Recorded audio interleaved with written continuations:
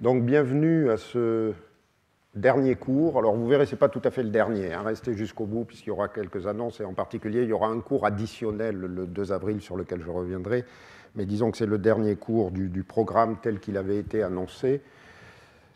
Donc qui est consacré, une séance que j'ai intitulée « Robotique et innovation, 2 cas d'étude ». Alors en effet, jusqu'à présent, on a parlé de robotique, on a parlé de ce savoir en train de se faire, mais j'ai tenu à ne pas oublier que l'intitulé de la chaire était « Chaire innovation technologique Liliane Bettencourt ». Et donc, je souhaitais la consacrer une séance à l'innovation à travers deux cas d'études, j'allais presque dire deux cas d'école. Le premier dont je vais parler, qui est lié à la création d'une entreprise dans le domaine du logiciel, qui s'appelle Kineo, et le deuxième, qui sera le séminaire donné donc par Bruno Messonnier, qui est président-directeur général de la société Aldébaran Robotique, donc qui est dédié à la robotique, comme vous le verrez. Alors, pour mon cours, je l'ai intitulé « La valeur du mouvement en prototypage virtuel ». Alors, prototypage virtuel, on va essayer de très rapidement voir ce que c'est, mais la valeur du mouvement, ici, c'est une valeur marchande. Hein. On va bien parler d'innovation technologique. Hein. Qu'est-ce qui peut donner de la valeur à un mouvement, hein? Alors, en fait, ce cours-là est un compte-rendu, une belle histoire. Hein. Je l'ai bâti sous la forme d'une histoire, d'un transfert technologique qui a permis à des travaux de recherche qui ont été développés dans un laboratoire public, la CNRS, de donner naissance à une entreprise qui s'appelle Kineo, qui n'est pas une grande entreprise, ce n'est pas du tout des Google, des Facebook, ça n'explosera jamais dans le domaine de l'Internet, mais ça fait assez bien son travail, vous allez le voir, dans un domaine, dans une niche très particulière qui est la planification automatique de mouvement. Bien, alors, je commencerai en disant qu'une des composantes de la révolution informatique, c'est de tenter de numériser le monde réel. Mais tout de suite, j'ai envie de poser une question, numériser pour quoi faire? Alors, on va parler ici de réalité virtuelle, une expression dont on oublie un peu trop souvent qu'elle est extraordinaire, dans le sens que quand on y réfléchit, elle tente à laisser penser que la réalité pourrait ne pas exister, hein, puisqu'elle peut être virtuelle. Alors c'est un petit peu dangereux. Alors on ne parlera pas ici de réalité virtuelle qu'on peut trouver dans les jeux vidéo ou dans la virtualisation des rapports humains, et qui sont peut-être autant de formes modernes de schizophrénie, mais bon, là je passe là-dessus. On va essayer de parler de prototypage virtuel. Le prototypage virtuel, en fait, a une fonction qui est numériser le monde réel pour mieux concevoir. C'est-à-dire que ça regroupe un ensemble de technologies qui vont permettre de maîtriser la complexité des systèmes de fabrication. Alors bon, pour l'instant, je suis très vague, vous allez voir, ça va être extrêmement précis. Regardez ça, c'est une chaîne d'assemblage du Boeing 777. Voilà, hein, on sent quand même qu'il y a là-dedans une certaine complexité, vu compte tenu du nombre de composants, compte tenu du nombre de personnes qui sont autour de l'avion, enfin voilà, bon. Alors, ce qui s'est passé, c'est que dans l'industrie manufacturière, la plupart du temps, quand on lançait des grands projets comme ça, on avait, en particulier dans l'industrie automobile, on avait recours à des maquettes physiques. Et qu'a donné l'informatique? Elle a donné la possibilité de numériser les objets qui allaient être des objets de production. Alors voilà ce même avion, cette fois entièrement numérisé. Vous voyez, ça c'est le Boeing 777. Alors qu'est-ce que ça veut dire numériser? Ça veut dire qu'il a, tout simplement, on a créé un modèle, hein, la réalité n'est plus là, hein, on est en parfait numérique. Hein. Donc cet avion-là, en fait, c'est de la pure géométrie à ce sas-là, et composé de 470 millions de triangles. Hein, vous voyez, donc c'est absolument considérable. Hein. Donc il y a une masse de données absolument considérable. Alors cette maquette-là me provient d'un collègue de l'université North Carolina à Chapel Hill, donc en Caroline du Nord aux États-Unis, donc de professeur Dinesh Manocha. Donc qui a collaboré avec Boeing. Alors collaboré dans quel cadre? Bien, vous allez voir les problèmes de recherche que cette complexité pose et qui sont pas évidents aujourd'hui parce qu'on attend tout de l'informatique, qu'elle résolve tout, que les moteurs de recherche aillent très vite. 470 millions de triangles dans un ordinateur, qu'est-ce que ça veut dire? Ça veut dire que, vous voyez, vous avez le train d'atterrissage, un réacteur, le poste de pilotage, vous prenez le train d'atterrissage, vous pouvez faire un zoom là-dessus, regardez le niveau de détail que vous pouvez avoir de toutes les petites pièces. Alors ici, c'est au niveau du réacteur, là, c'est au niveau du poste de pilotage, vous avez absolument tout qui est représenté, tous les objets, vous prenez un détail du train d'atterrissage, là, qui est représenté, et vous voulez visualiser tout ça, et vous voulez peut-être naviguer. Eh bien, voilà un des problèmes dont on ne va pas parler, mais un des problèmes informatiques qui se posent, c'est comment naviguer dans une maquette numérique. Hein, comment naviguer dans cette maquette? Vous avez donc une base de données de 470 millions de triangles, et vous voyez cette vidéo qui n'est pas très fluide. Hein, vous attendriez à ce qu'on fasse, comme dans les jeux vidéo, que ça aille très vite, etc. Mais non, parce que là, la difficulté pour l'ordinateur, ça va être en fonction du point de vue où vous devez aller, quel est le triangle qu'il faut afficher. Vous sentez bien que vous êtes très loin d'avoir l'affichage des 470 millions de triangles ici. Hein, il y en a qu'un tout petit peu là. Eh bien, c'est déjà un défi pour l'informatique graphique que de faire face à cette considérable complexité qui est de naviguer dans 470 millions de triangles et naviguer de manière cohérente. Alors voilà une maquette numérique, hein, vous avez tout est résumé, tout le Boeing 777 est résumé ici. Alors qu'est-ce qu'on en fait? Eh bien, ici, je vous montre un moteur d'avion donc, qui est développé par une entreprise russe à Moscou qui est spécialisée donc, dans la fabrication de moteurs d'avion. Alors vous voyez, c'est une image, c'est une représentation du moteur. Hein, on l'a coupé en tranches, on peut voir tout ce qui se passe dedans, tous les détails et tout. On est dans un monde numérique. Le fabricant de moteurs là, utilise donc un certain logiciel. Ce logiciel-là, il vient de Siemens. Hein, il y a eu des histoires de rachat de compagnies, etc. Mais c'est un logiciel qui vient de Siemens PLM. C'est là où il conçoit, à travers cette maquette numérique, où il va concevoir son moteur. Quel est l'intérêt pour l'entreprise de passer à cette technologie-là?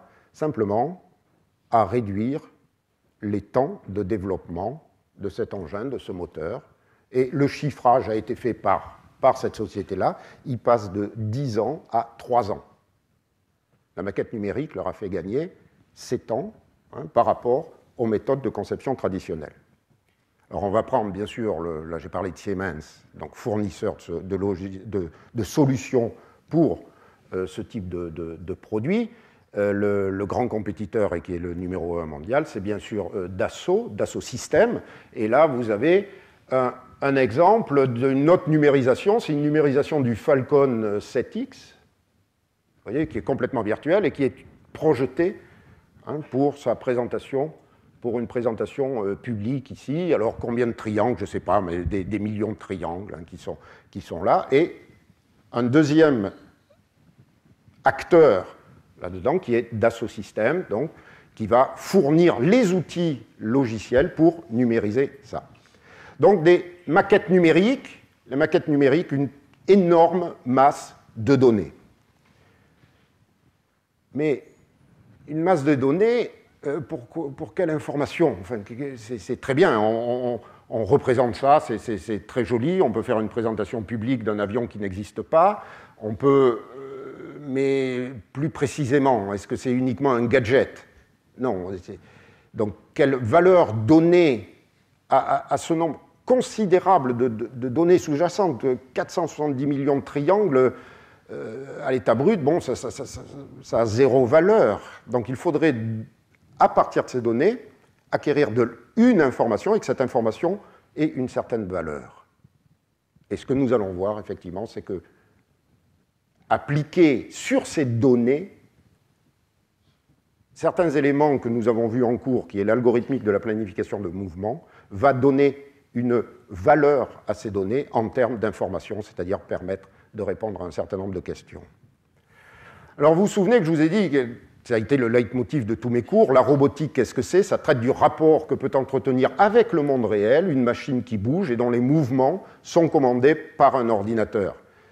Alors si on a cette ambition dans le monde réel, il n'y a pas de raison qu'on ne l'étende pas assez naturellement au monde virtuel. Donc la robotique, finalement, va fournir aussi des outils à l'étude de l'action par le mouvement dans les mondes virtuels.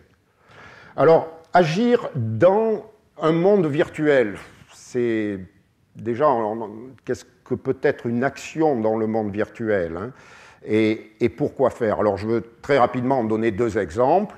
Étudier la conformité d'une pièce, c'est-à-dire une pièce qui a été fabriquée pour aller s'insérer à un endroit dans un moteur, est-ce qu'elle va bien passer? Est-ce qu'elle a été correctement conçue? Est-ce que le bureau d'études a bien respecté le cahier des charges qui lui était alloué? Et comment optimiser d'une certaine manière le procédé de fabrication de cette pièce-là? Eh bien, dans ces secteurs-là, pour ces deux types de questions, eh bien, le mouvement va être utile en ce qu'il va permettre de transformer les données en informations. Alors, tout de suite, un exemple pour être un petit peu moins abstrait. Ici, vous avez un extrait d'une maquette numérique d'une voiture. Ici, c'est le moteur d'essuie-glace. Et la question, c'est de savoir si ce moteur d'essuie-glace a été correctement conçu pour qu'il puisse être changé, par exemple s'il tombe en panne. Hein, c'est très simple, hein, il va falloir changer, c'est-à-dire l'enlever et le remettre. Bien, vous allez voir qu'en fait, il y a très très peu d'espace, c'est que décider de l'existence d'un mouvement à cause de cette petite languette rose en particulier est une chose qui est extrêmement, extrêmement difficile à évaluer. Extrêmement difficile à évaluer. Alors, posez-vous la question de comment diable peut-on faire à l'intérieur de cette maquette numérique pour déplacer cet engin? Hein, vous êtes d'accord, c'est le problème du déménageur de piano, hein, tel qu'on l'a vu dans les cours précédents. Hein. Mais bon, en opérationnel, comment on fait? Bien là, en opérationnel, vous avez deux types de moyens d'action, si vous voulez, dans la maquette numérique. Un qui est la réalité virtuelle.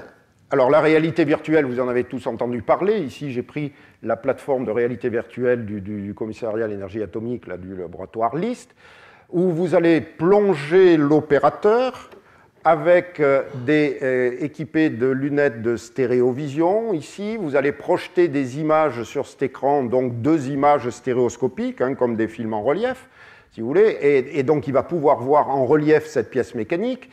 Vous allez le doter de bras manipulateurs à capteur d'effort. Rappelez-vous le séminaire de Vincent Hayward, hein, qui vous parlait des retours d'effort qu'on peut ressentir en interagissant sur des modèles synthétiques de contact. Donc vous allez ressentir les efforts et vous allez pouvoir agir là-dedans, donc déplacer une pièce et pouvoir évaluer, faire le mouvement de l'assemblage.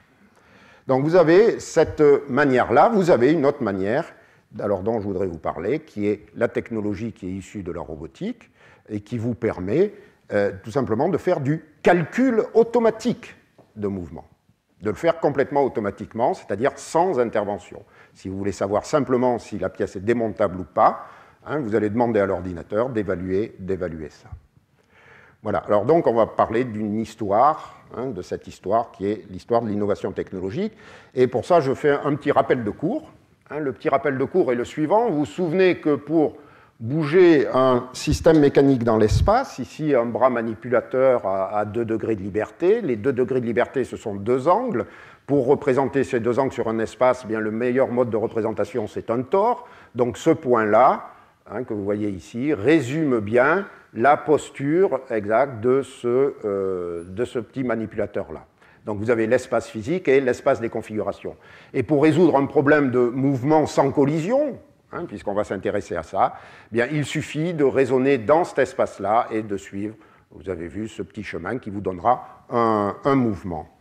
Alors, ça, c'était le cours du 20 février. Dans le séminaire qui a suivi, Jean-Claude Latombe vous a parlé de méthode probabiliste qui marche comment? Alors ici, on est dans un espace abstrait, l'espace des configurations, et les méthodes probabilistes consistent en gros à échantillonner l'espace en évitant de tomber dans les obstacles. Quand on tombe dans les obstacles, ça, on peut l'évaluer simplement en utilisant des opérateurs géométriques qui agissent dans l'espace à 3 dimensions. Donc on rejette ou on accepte, et puis on essaye de relier par des chemins comme ça, et les 2 points rouges qu'on cherche à relier, eh bien au bout d'un moment, s'il existe une solution, on va la trouver. Hein, vous vous souvenez de ça. Eh bien là, une des ambitions de ce cours va être de vous faire une démonstration en temps réel du logiciel. Donc logiciel qui avait été développé au LAS et qui maintenant est en train d'être transféré à Kineo, avec toujours les risques hein, quand on fait tourner un logiciel en temps réel. Je voudrais essayer de ne pas tricher. Et donc voici un espace qui est à 3 dimensions, ici, hein, que je vous ai préparé.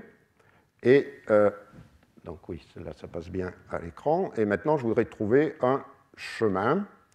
Alors la fenêtre prend...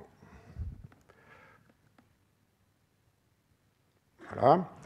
Alors, avec une configuration de départ que je mets ici, mais là, pour juste une petite révision pour les cours, un objet dans l'espace, hein, je vous ai toujours dit qu'il fallait 6 paramètres. Pour certains d'entre vous, ça peut paraître bizarre, mais regardez, vous avez un paramètre comme ça, vous avez un paramètre X, un paramètre Y, un paramètre Z. Alors, vous voyez, quand ça devient rouge, bien sûr, vous avez compris, c'est qu'il y a collision. Hein. Et puis, vous avez ensuite 3 angles, hein, qui sont comme ceci, comme ça, voilà, et comme ça. Oui. Alors on va supposer, on va sauvegarder cette configuration-là, et puis on va lui demander d'aller dans une configuration but. Bah, vous voyez bien, hein, l'idée c'est de faire que ce problème soit un petit peu difficile, on la sauvegarde. Alors on va prendre maintenant, on va sélectionner un algorithme particulier, je passe pour les détails pour le faire, et puis je voudrais vous visualiser, que vous puissiez visualiser la structure de données qui est en train de se construire, qu'on appelle une roadmap. Voilà, alors, le petit, pour l'instant, j'ai rien fait, hein, j'ai simplement posé le problème. Donc voilà quelle est la situation. Voilà, vous avez une configuration de départ ici, une configuration d'arrivée. Vous aimeriez trouver un mouvement, hein, apparemment il doit bien en exister un qui passe par cette fente et qui part. Alors vous vous rappelez que l'algorithme consiste à tirer des configurations au hasard et à essayer de les joindre. Hein. Alors attention, top, c'est parti. Alors quand... et là, il y a toujours un suspense, hein, parce que je ne peux pas vous garantir si, voilà, tout est vert, c'est bon, ça veut dire qu'il n'y a qu'une seule composante connexe. Donc voici le chemin qu'il a trouvé.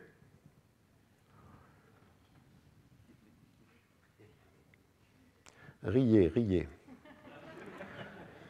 Je vois bien pourquoi vous riez. Parce qu'il y a tout un tas de petits mouvements aléatoires hein, qui sont complètement absurdes. Alors, là, je vais simplement vous enlever la structure de données qui nous pollue un petit peu pour vous montrer simplement le chemin qui a été effectué. Alors, c'est absurde d'avoir un chemin comme ça. Hein, bon, si c'est que ça qui vous fait plaisir, vous prenez un petit coup d'optimisation là-dessus. Voilà, et c'est ça. D'accord, vous avez quelque chose donc, qui est beaucoup plus raisonnable. Alors, là où vous avez ri, hein, c'est que le mouvement intermédiaire, là, n'était pas très joli, mais c'est ce mouvement intermédiaire qui a résolu le problème. Il a trouvé une solution. Une fois que vous en avez une, vous pouvez parfaitement l'optimiser, vous la transformer avec une fonction d'énergie en élastique, c'est ce que je viens de faire, et hop, vous l'avez. D'accord ? Donc, voilà un premier exemple donc, de problème qui a été résolu. Alors, regardez, maintenant, je charge un deuxième fichier qui s'appelle manipulateur. Et c'est alors, c'est plus le même objet, mais c'est le même logiciel. Et je pose une question maintenant qui est complètement différente. Voilà, je m'intéresse donc à ce attendez, pour manipuler simplement avec une souris le système 3D, je vais... Bon, voilà. Alors, donc, je vais lui demander de chercher un chemin. Voilà. Donc, la configuration de départ, je la mets ici. Bon, mais il n'y a pas de raison que je la mette là. Je vais vous montrer les degrés de liberté du système. Donc il y a un premier degré de liberté, hein, c'est un bras manipulateur à 6 axes, un autre, voilà. Voilà. Vous voyez, il peut manipuler sa petite barre dans tous les sens, donc il peut finalement, il a les 6 degrés de liberté pour positionner un objet dans l'espace. Alors je vais m'amuser à le coincer un petit peu, c'est-à-dire je vais le positionner quelque part par ici, qu'il ne soit pas en collision. Voilà, je sauvegarde, donc la configuration de départ. Configuration but, bon ben vous voyez, je l'ai préparé un petit peu, mais on peut la modifier. Alors, pas tant qu'elle soit en collision, voilà, on va la mettre quelque part par là, donc, et je sauvegarde. Donc mon problème est d'aller de cette position-là à celle-ci. D'accord? Donc je fais appel à mon solver, voilà, je choisis mon petit algorithme préféré, voilà. Voilà, donc tout est en place. Alors maintenant, je voudrais vous montrer les structures de données en train de se construire. Oui, pour l'instant, je n'ai rien fait, hein, j'ai simplement posé le problème. Donc on y va. C'est parti.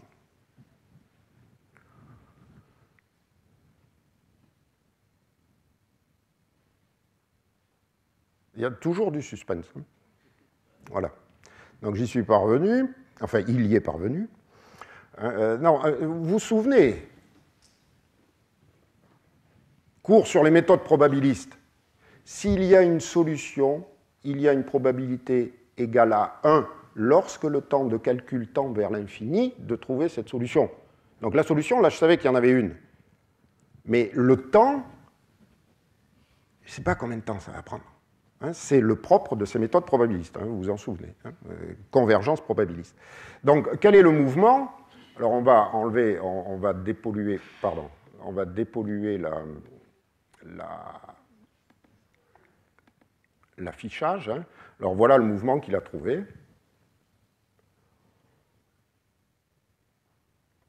Hein, vous avez vu, par exemple, il est entré, ressorti. Bon, ben, j'espère qu'un petit coup d'optimisation va lui permettre de faire quelque chose de plus raisonnable.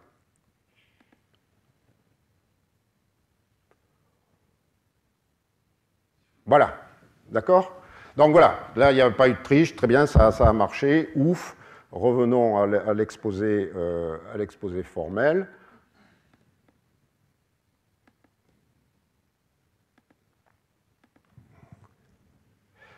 Là, je me suis amusé avec un petit logiciel pour vous montrer comment ça marche. C'est un prototype de laboratoire. Je l'ai fait tourner sur des exemples simples. Vous vous rendez bien compte que sur des exemples un petit peu plus compliqués, 740 millions de facettes, ça va prendre un petit peu plus de temps pour faire les tests de collision et tout ça. Donc il y a toute une ingénierie qui s'est développée, mais vous venez de voir à l'œuvre les principes de base mathématiques hein, qu'on a vus pendant le cours. Et l'idée, ça a été de dire, mais bon sang, pourquoi on ne vendrait pas ça à Airbus, à Boeing, et voilà.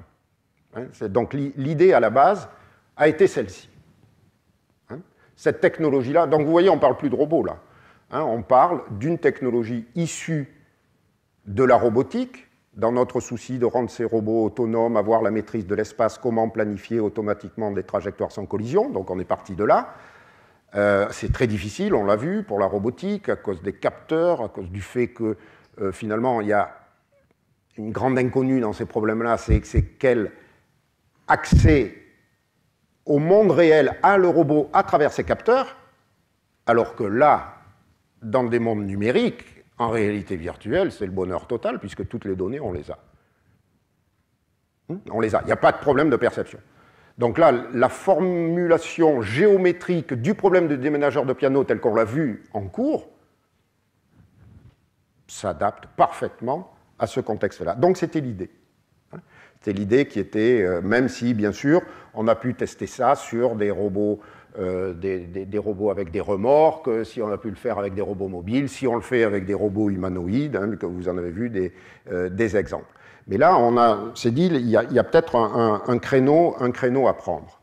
Alors, quelles ont été les étapes? Il y a eu 4 grandes étapes pour l'innovation. Les premières, ça a été 99-2002, un projet européen que j'avais monté à l'époque, le projet européen MOLOG, Alors, où l'idée, c'était vraiment de faire évaluer ça par des utilisateurs finaux.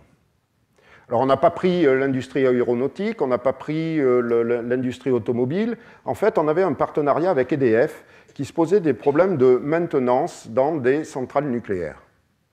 C'est-à-dire, vous avez par exemple ici un générateur de vapeur, là à gauche, qu'il va falloir changer dans une centrale. Mais le problème, c'est comment le changer? Qu'est-ce qu'il faut mettre en place comme système? Est-ce qu'il faut enlever le toit pour mettre un pont roulant? Ici, c'est un pont tournant qui va permettre... C'est considérable. Les enjeux sont absolument considérables ici. Vous devez faire des arrêts d'une tranche d'une centrale pendant plusieurs mois, donc vous n'avez pas intérêt à vous tromper dans la méthode à mettre en œuvre pour changer cette pièce-là qui est absolument énorme. Donc vous voulez essayer de faire des simulations là-dessus. Alors question qui se posait à EDF, mais est-ce que vous avez des modèles de la centrale? Alors là, c'est tout un champ qui s'ouvre. Sur les anciennes centrales, non, ils sont en train de les acquérir. Sur toute nouvelle centrale, maintenant, est construite de A à Z avec des maquettes numériques en amont. Mais il y a tout un pan d'activité pour modéliser les vieilles centrales actuelles, c'est-à-dire en prenant des systèmes de télémétrie laser et en créant ces modèles numériques sur les centrales existantes, qui est un problème absolument critique si on pense au démantèlement de ces centrales-là. Maintenant, toute la logique a évolué vers l'étude de cycle de vie des produits, c'est-à-dire que dès le départ, on va concevoir la maquette numérique qu'on va essayer au mieux de respecter, et c'est elle qui va concentrer toute l'information sur toute la vie du système. Donc, un utilisateur final, un fournisseur de solutions de numérisation, enfin de modélisation de ces installations industrielles. Bon, à l'époque, c'était un industriel anglais, donc 4 centres qui fournissaient une solution PDMS. Et puis 2 laboratoires de recherche, bon, bien, le LAS avec l'université d'Utrecht, où on développait donc les méthodes probabilistes. Alors voilà un des benchmarks qu'on a réalisé, un des bancs de test dans le projet, qui était de trouver la manière de changer, vous voyez, ce capot qui était une espèce de capot d'un moteur diesel à l'intérieur d'une centrale. Mais regardez le bazar que c'est, si vous me permettez l'expression, pour le changer. Regardez tous les composants qu'il s'agit d'éviter, et tout ça en contrôlant, vous voyez, un pont roulant qui a plusieurs axes, donc il n'y a simplement que 3 degrés de liberté qu'il faut contrôler les uns après les autres. Donc l'idée ici, ce n'est pas d'automatiser le pont roulant, on ne fait pas de la robotique, c'est d'évaluer la faisabilité de ce mouvement. Quel mouvement un opérateur pourrait-il faire pour faire ça? Alors vous voyez qu'après on peut tester des hypothèses, pour le descendre, on va passer par là en supprimant les éléments de plancher que vous avez vus pour l'amener ici. D'accord? Donc voilà, donc ça semblerait d'un certain intérêt. On est très loin du produit, là. On a fait simplement une évaluation d'une technologie sur un cas d'étude fourni par un utilisateur final. Mais bon, on commençait à être confiant. Donc, deuxième étape, c'est l'étape de création, où vous avez des conjonctures, c'est-à-dire qu'en 1999, il y a la loi sur l'innovation qui autorise des chercheurs à se lancer sans prendre trop de risques, avec des filets pour retomber sur leurs pattes. Bon, très bien. Donc à ce titre-là, j'ai pu être détaché à temps plein pour monter l'entreprise. Donc avec mes 2 collègues, donc Thierry Siméon, qui est le père de la plateforme logicielle Move 3D au départ, Malik Galab, qui était à ce moment-là directeur du groupe robotique dans lequel je travaillais, puis Florent Lamiraud, un collègue ici. Et puis, là, vous voyez un petit peu l'aventure start-up, c'est-à-dire que le LAS nous a concédé un Algeco, voilà, où on a démarré. On n'avait pas un garage, c'était mieux. Alors j'avais réussi à séduire, si je peux me permettre l'expression, un étudiant polytechnicien qui suivait mes cours à Paris là-dessus. Je voulais l'amener à faire une thèse avec moi. Il a préféré tenter l'aventure d'entrer sur ça, et il est encore actuellement, donc après plus de 10 ans, le responsable technique de Kinéo. Bien, alors voilà, donc ça c'est la mise en place. Et maintenant, la première expérience qu'on a, c'est que, vous vous rendez compte, c'est absolument fantastique, notre technologie, vous avez vu, je vous en ai fait une démonstration, tout le monde est complètement ébahi. Oui, mais tout le monde s'en fiche. C'est-à-dire cette technologie-là, elle n'est pas attendue. Personne ne sait qu'elle est disponible. Et donc il va y avoir un gros problème, c'est quelle stratégie stratégie d'entreprise on va mettre en œuvre pour aller sur le marché. Et donc là, on a beaucoup de travail. C'est une période qui est extrêmement difficile, donc qui a duré à peu près 3 ans. C'est d'abord transformer un prototype qui marche très bien pour un laboratoire, mais vraiment en produit, hein, c'est-à-dire faire tout ce qui va être qui va le transformer en produit. En fait, un chercheur, il ne sait pas faire ça. Hein. C'est quelque chose, on est complètement incompétent. Hein. Nous, du moment que ça marche, voilà, non. Là, il faut que ça soit un produit. Donc, le client se fiche éperdument des algorithmes probabilistes et du problème du déménageur de piano. Il ne veut pas rentrer dans les détails. Hein. Il ne veut pas rentrer dans les détails. Donc, alors, il va y avoir le passage au produit, et puis une stratégie de fond donc, qui est vraiment à l'origine, c'est-à-dire qu'on ne voulait pas céder sur cette partie-là, sur laquelle je vais revenir, c'est-à-dire c'est comment arriver au fournisseur de la solution. C'est-à-dire, imaginez un peu, vous dites, mon logiciel, il va permettre de changer le delco de ma voiture, si tant est qu'il y a encore des delcos, je ne sais plus, mais supposons que c'est ça, on va essayer de modéliser cet aspect-là. Il va falloir que vous alliez voir M. Renault, il va falloir que vous alliez voir M. PSA, il va falloir convaincre M. Toyota, M. Honda, M. Boeing, M. Airbus, enfin, vous avez potentiellement un nombre considérable de clients. Et donc, au niveau de la structure de la société, ça veut dire qu'il va falloir embaucher énormément de commerciaux pour aller démarcher tout ça. Alors que votre solution, c'est qu'une toute petite niche, il va falloir qu'elle soit intégrée dans des solutions existantes, mais qui sont tenues par des gros de l'industrie du logiciel, qui sont des Dassault Systèmes et qui sont des Siemens, en l'occurrence. Donc, en fait, on n'avait que 2 clients. Mais ces 2 clients-là, pour les atteindre, eh bien, il faut passer par l'utilisateur final. Alors, c'est ce qu'on a fait avec une première signature de contrat avec Renault. Donc, on a démarché, vous voyez, pendant on est en 2003, donc plus de 2-3 ans, ben voilà, Renault, on a travaillé sur ce banc de test pour Renault. Est-ce que vous allez être capable de faire ce calcul automatique-là? Combien de temps vous prenez? Aujourd'hui, à l'époque, donc, quand on parlait avec Renault, l'opérateur en charge de cette tâche-là passait plus d'une journée pour évaluer la faisabilité du démontage de ce siège. D'accord? Et notre logiciel prenait quelques minutes. La valeur du mouvement, vous l'avez là, hein, quelques minutes contre 1 heure de développement. D'accord? Donc voilà, vous économisez une vingtaine d'heures d'ingénieur. Hein? Voilà, donc ça a un coût, ça a une valeur réelle, c'est ça, la valeur du mouvement ici, alors qu'on n'a touché à rien. Hein? Qu'est-ce qu'on va vous donner? On vend un CD-ROM, du traitement de l'information, c'est tout, à partir d'une maquette numérique à laquelle on ne touche pas. Hein, on ne modifie pas, on prend ça, on traite des données.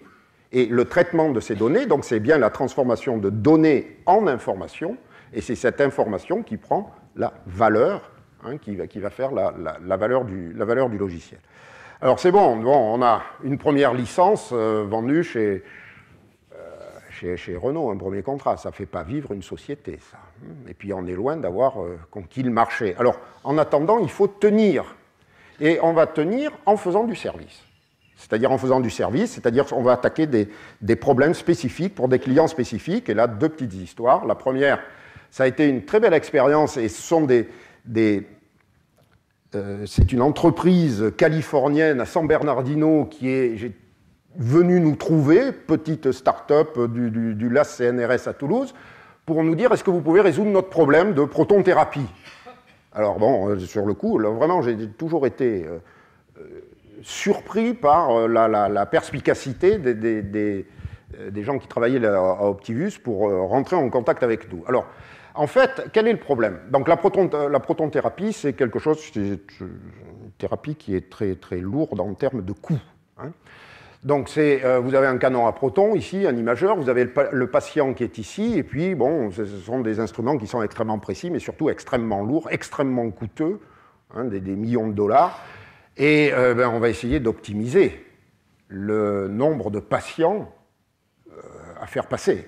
Alors, optimiser, alors qu'est-ce qu'on peut gagner avec la technologie Kineo? Eh bien, c'est tout simplement comment ça travaille là-dessus.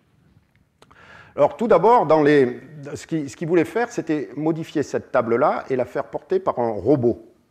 Par un robot, donc, qui permettra de positionner le patient sur sa table, là, voilà. Et puis, vous avez donc un système en rotation et en translation, ici, qui va positionner les axes du canon à protons et de l'imageur que vous avez ici. Et il va falloir coordonner tous ces mouvements. Alors, vous vous rendez compte qu'on est très, très près du patient. Donc là, il y a des systèmes qui sont des systèmes de sécurité, c'est-à-dire à chaque mouvement, tout le système revient au repos. Et puis, ensuite, il y a des procédures pour reprendre une autre position.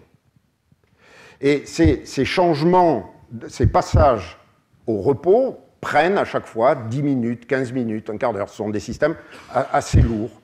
Donc l'idée, c'était, bon sang, mais est-ce qu'on ne pourrait pas synchroniser les mouvements du robot avec les mouvements du canon à protons? Ben, pour nous, c'est un problème du déménageur de piano.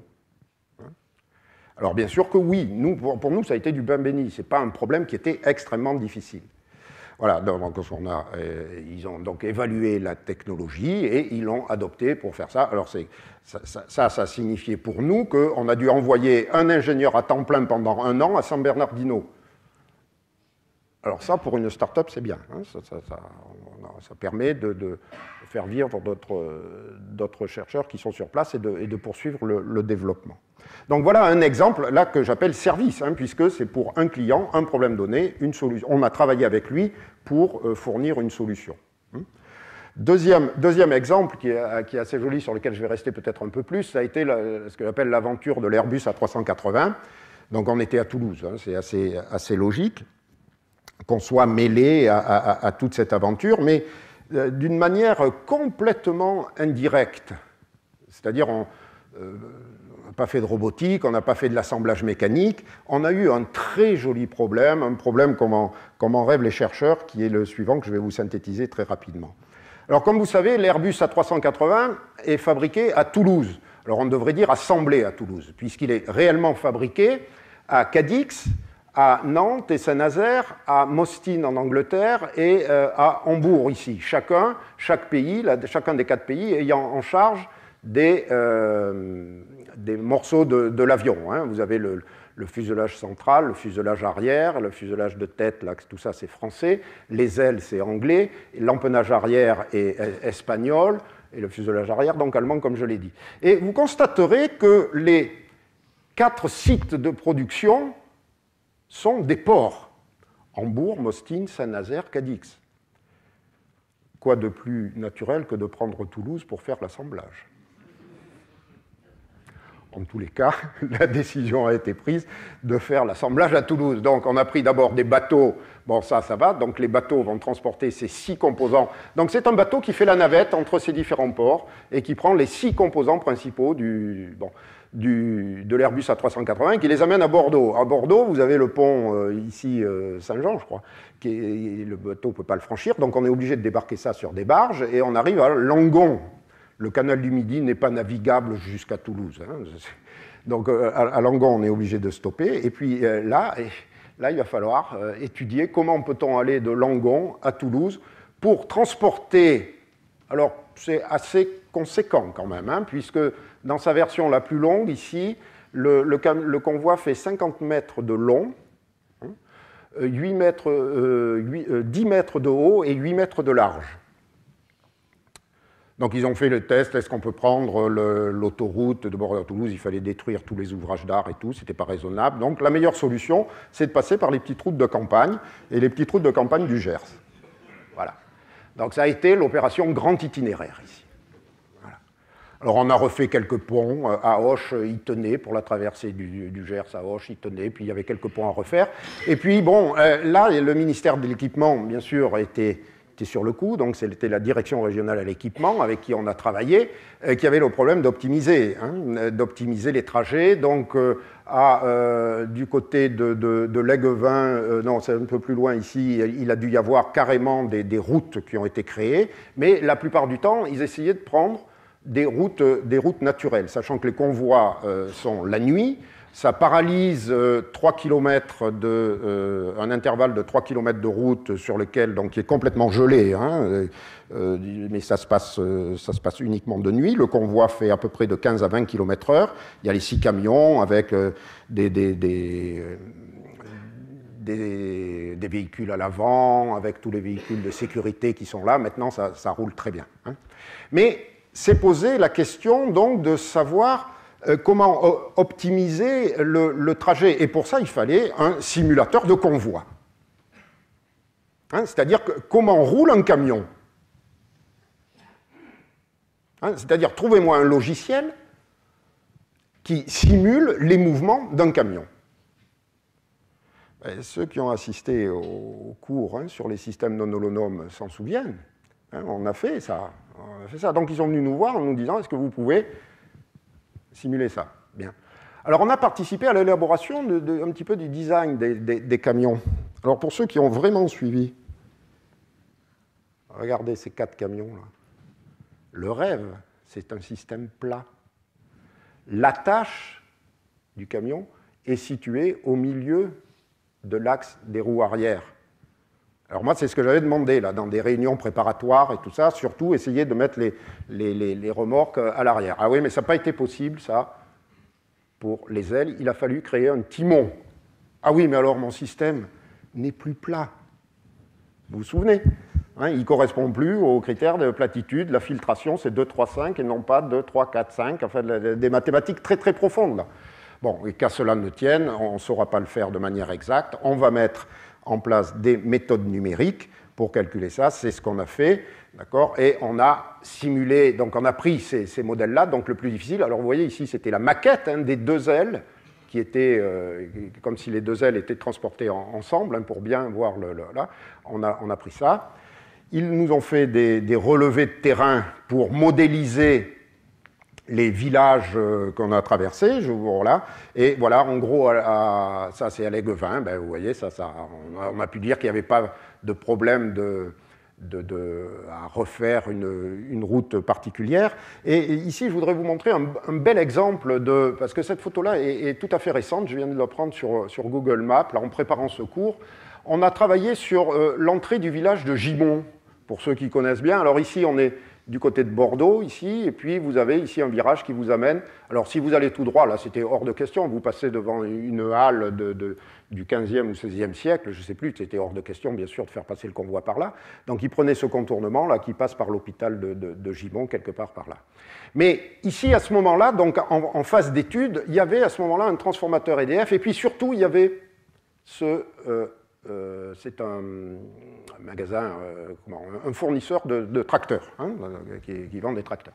Donc le voici ici, il est là. Hein. Et la question donc, pour la direction départementale à l'équipement, c'était comment réaménager ce virage-là. Et c'était de pouvoir établir qu'il y avait une solution qui consistait à enlever 2 platanes qu'il y avait là et un transformateur EDF qu'il y avait par là. Et qu'on pouvait redessiner le carrefour en conséquence. Bien, regardez ici ceci. Alors ça, c'est la trace. Il faut que vous compreniez que c'est le volume balayé par le camion muni de sa remorque en train de tourner. Donc c'est une forme très très particulière. Hein. Et c'est cette forme-là qui était difficile à calculer. Hein, mais vous voyez qu'ici, vous l'avez en projection, et donc ça a permis ensuite de réaménager ce virage. Et vous voyez qu'ici, il y a un terre-plein, c'est-à-dire si vous y allez, vous avez bien 2 voies qui sépare le virage, hein, dans ce sens-là et dans ce sens-là. Mais lorsque le convoi passe, on enlève ici les tout petits panneaux qui sont des panneaux de flèches sens obligatoire, et puis voilà, on les enlève, ils sont complètement amovibles, et le véhicule passe là-dessus, donc en gros 2 fois par mois à 2 h du matin, dans le petit matin de Gimont. Eh bien, là, on peut dire qu'on a eu une certaine fierté, même s'il ne doit pas être au courant. Le magasin existe toujours, hein, et ils vendent toujours des tracteurs. Donc, voilà. Alors, voilà, là, on a été... ce sont les 2 activités de service qui sont venues donc, en support pour faire vivre la société, et on investissait tout l'overhead qu'on récupérait ici sur ce service-là dans les activités de recherche et développement et payer principalement les salaires de l'équipe technique qui mettait au point le produit. Alors, le 2004, eh bien, ça a été le début du déploiement. Le début du déploiement, c'est-à-dire que, bon, bien maintenant, aujourd'hui, en 2012, vous avez Kineo qui a vendu 1700 licences pour faire ce genre d'opération. La plupart de l'industrie automobile, pour ne prendre que l'industrie automobile, on pourrait prendre aussi l'industrie aéronautique, mais est équipée des solutions Kineo et occupée des solutions Kineo à travers les fournisseurs. C'est-à-dire que les interlocuteurs pour Kineo sont bien sûr, on a des contacts clients ici, mais les interlocuteurs essentiels sont les deux grands principaux fournisseurs de solutions qui sont entre eux en concurrence. Et pour nous, ça a été terrible. Vous avez vu que pour signer avec Dassault Systèmes, il a fallu attendre 2006, 2004 pour Siemens, maintenir donc l'exclusivité de notre technologie sur ces deux grands majeurs, et puis voilà, tourner, faire ça. Bien. Alors, là, donc, bien maintenant, qu'est-ce qu'on fait? Bien, on attend, on vend des licences. Le modèle de revenu, c'est lequel? Eh bien, vous vendez CD-ROM, et puis des maintenances de licences. Vous n'avez plus rien à faire, chaque année, c'est gling, gling. Alors, bien sûr, ça ne se passe pas comme ça, parce que les conditions de survie, c'est de pousser en avant, et de diversifier son offre. Alors l'offre qui est en train d'être diversifiée, c'est une offre qui repose sur la robotique. Donc ça, on pouvait s'y attendre, mais c'est un marché qui a été là aussi difficile à pénétrer. Et ce que j'ai oublié de dire que si j'étais à l'origine de la création de l'entreprise, j'ai quitté sa direction en 2003 et j'ai quitté le conseil scientifique en 2007. Donc toute cette période-là de développement, c'est pas moi du tout qui l'ai réalisé.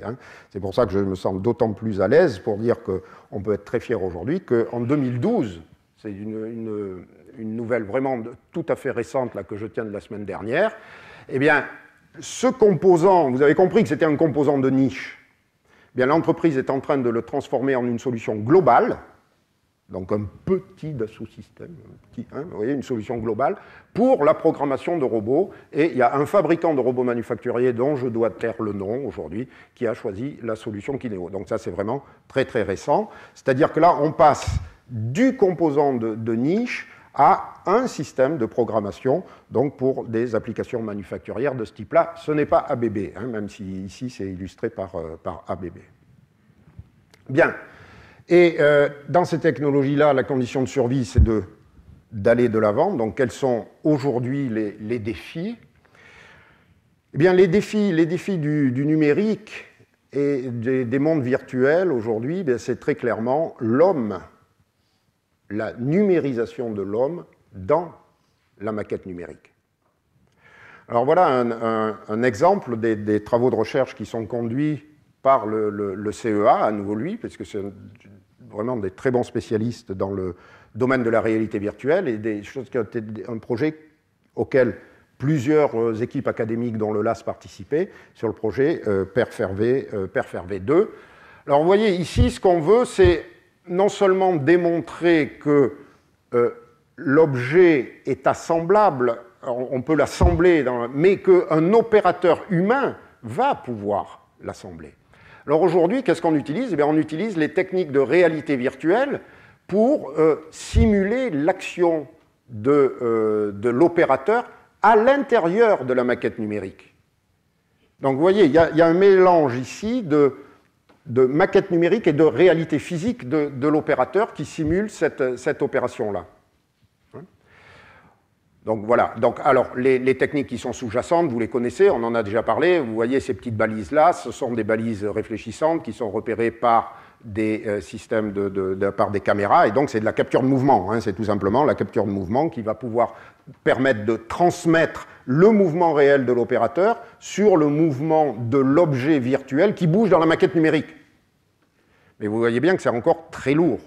Donc est-ce qu'on ne pourrait pas aller jusqu'au calcul automatique sur des mannequins virtuels? Et ça, c'est le marché de Kineo.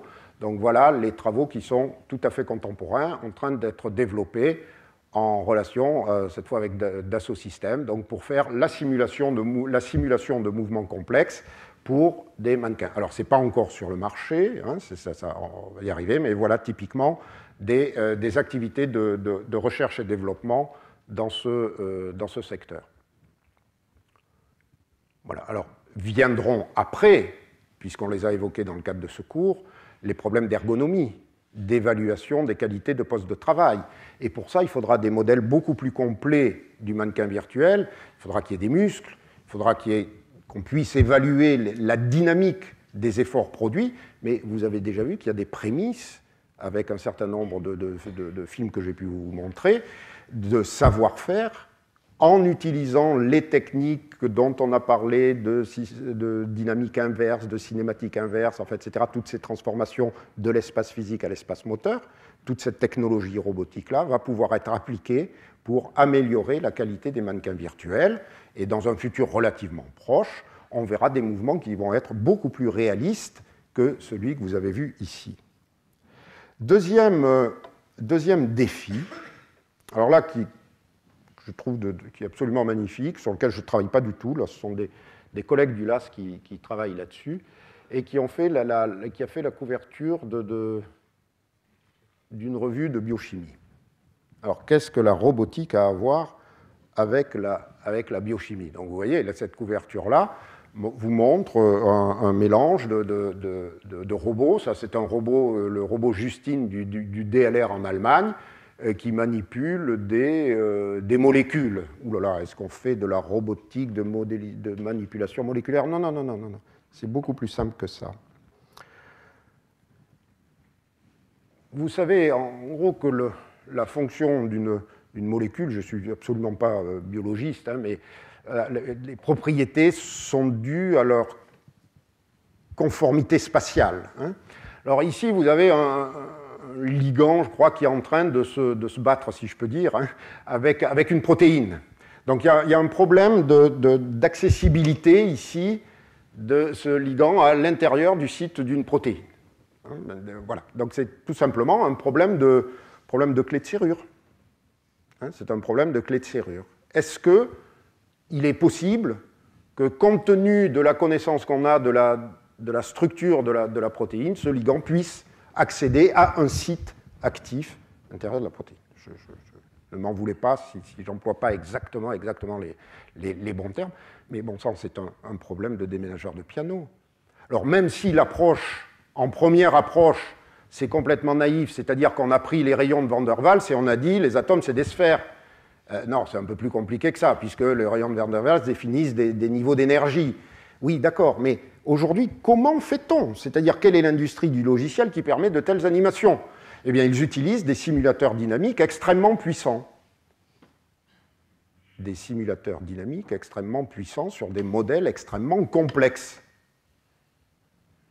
qui vont, pour faire des tout petits déplacements, prendre des heures et des heures de calcul de CPU. Alors qu'ici, en filtrant en première approche, en disant que, allez, un atome, en gros, c'est une sphère, hein, le rayon de Van der Waals, on va le prendre comme ça, et on va commencer par voir, en première approche, s'il y a des possibilités. Eh bien, vous sentez bien que si maintenant, votre système de simulation dynamique, qui a priori cherchait dans un espace d'extrêmement grande dimension, est guidé par cette première trajectoire-là que vous avez grossièrement calculée, eh bien, il est clair que vous gagnez des facteurs de plus de 1000 dans les temps de calcul pour faire les simulations complètes de ces interactions moléculaires. D'accord? Donc voilà un des grands défis. Alors là, bon, bien, il y a des stratégies qui sont mises en place toujours entre un partenariat entre le LAS et Kineo pour essayer de convaincre bien l'industrie pharmaceutique et puis les fournisseurs de solutions de simulation moléculaire pour aller vers là. Alors vous voyez, si je résume ici le métier de Kineo qui s'intéresse au calcul automatique de mouvements sans collision, problème qui a été motivé par un problème de robotique à la base, vous voyez que le développement se fait dans des directions qui vont jusqu'à des directions assez inattendues, comme la bioinformatique. Voilà. Alors, ce que je voudrais pour conclure, c'est remercier l'équipe de Kineo, donc son dirigeant actuel, qui m'a remplacé donc en 2003, et puis toujours Étienne Ferré, qui continue à être le directeur technique. Encore une fois, ce n'est pas une entreprise qui est cotée au Nasdaq ou qui va l'être, hein, c'est pas ça. C'est vraiment une entreprise de pointe ils doivent être à peu près une quinzaine, une vingtaine, pas plus, pour fournir ce type de technologie, mais la plupart des efforts est concentré sur la recherche et le développement, hein, puisque par la structure même du marché, hein, vous avez compris que les clients potentiels, les interlocuteurs potentiels sont très peu nombreux. Hein. Voilà. Donc, voilà pour la présentation de cette histoire, hein, comme je vous l'ai présenté, de Kineo. Alors, avant de terminer et de passer la parole à Bruno Messonnier, je voudrais simplement vous rappeler effectivement qu'il y a un cours additionnel le 2 avril à 17h. Alors, ça sera exceptionnel, il ne sera pas suivi d'un séminaire, donc ce n'est pas à 16h, c'est à 17h, où l'ambition ici, c'est de vous amener le robot HRP2 qui est là, et de vous faire, donc l'équipe du LAS qui travaille dessus, vous fera des démonstrations pour illustrer, tout simplement, reprendre un certain nombre de concepts qu'on a vus en cours. Qu'est-ce que c'est que l'espace des configurations? Qu'est-ce que c'est que la cinématique inverse? Qu'est-ce que c'est que des comportements sensorimoteurs qui couplent la vision à la prise, hein, qu'est-ce que c'est que la locomotion, toutes ces... Et rappelez-vous que je vous avais annoncé qu'on reportait à ce cours-là des explications sur la manière dont ces robots marchent au sens physique du terme, hein, c'est-à-dire à partir de certains modèles extrêmement simplifiés. Donc le 2 avril à 17h. Un colloque robotique et santé qui aura lieu le 2 mai, donc là c'est sur toute la journée, hein, donc avec des intervenants, tous les intervenants donc, sont des collègues français du CNRS, de l'INRIA et de l'université, et avec une conférence introductive donc, de Jean Dubousset de l'Académie nationale de médecine de Paris. Et un dernier rappel également, le colloque de clôture aura lieu les 12 et 13 juin 2012, donc avec un très beau panel de ce que j'aurais envie d'appeler des pères de la robotique, hein, qui sont vraiment des figures internationalement reconnues de la robotique, et une surprise que je continue à vous annoncer sous forme de surprise, mais qui se confirme comme étant une surprise. Donc dans ces jours-là. Non, souvenez-vous que j'ai pu vous dire à un moment donné que je vous annoncerai si la possibilité qu'elle ait lieu qu'elle n'ait pas lieu était connue avant. Donc je maintiens qu'il y a la possibilité d'une surprise. Voilà, je vous remercie pour votre attention.